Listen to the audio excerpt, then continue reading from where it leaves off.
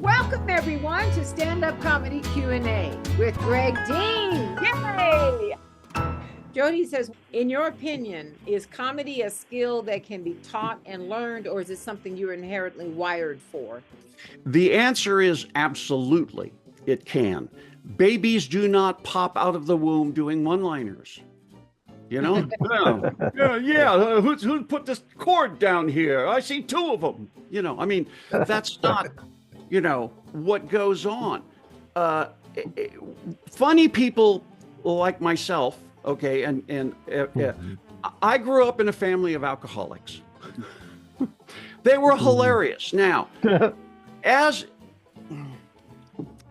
to teach people, you first have to know so much. There's so much. So let me kind of break down the areas that I have innovated, I think, over time. First of all, joke structure.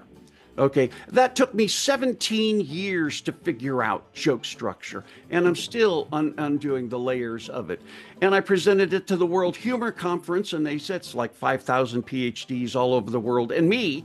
And they looked at my stuff and went, wow, you're right. This is the same thing we're doing. You have a totally different model, totally different language, but saying the same thing.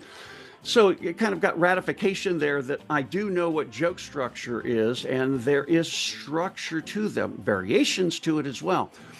That's the first thing. The other thing is there's a lot of techniques in a lot of different areas of stand-up comedy, and that's been my expertise. So let me just tell you how I go about doing this quickly. My job is to figure out a technique.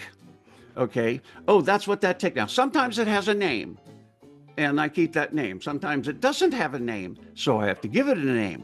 Then I take that technique, I turn it into an exercise in my classrooms. And if people do that exercise over and over and over in my class and then beyond my class, they develop that technique as a skill. Okay, it's like riding a unicycle. I can tell you what riding a unicycle is, and that does you no good. You've got to get up on it and fall down, get up and fall down, get up and fall down, get up and fall down, hurt yourself, get up, quit, come back, do it again, get up, fall down. And after, when I'm teaching somebody something, I'm watching them get up and fall down. I'm there to keep going. You can do it. Get back up.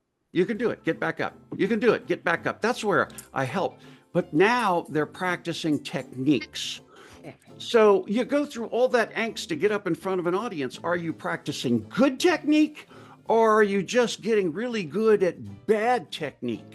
Because I go to the open mics from time to time, especially when I have a bunch of my students there. I'll just drop by one, and I'll see the same people I saw 5, 7, 8 years ago with the same problems and the same bad technique because they don't know what good technique is. And so give me one more moment with this whole thing, which is, let me give you a quick example of that. So now I've been teaching crowd work to people. Yeah. Okay. There's a lot of techniques by the ways you ask questions. You have to ask one question at a time, etc. You need to repeat the answers. It's all these technical things, but let me go to the technique I'm talking about here. For them to find a joke is what I call misunderstanding.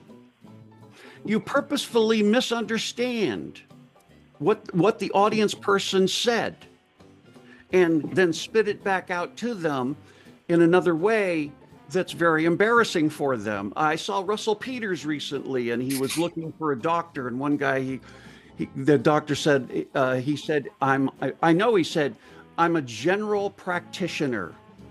And Russell Peters said, you're a genital practitioner? And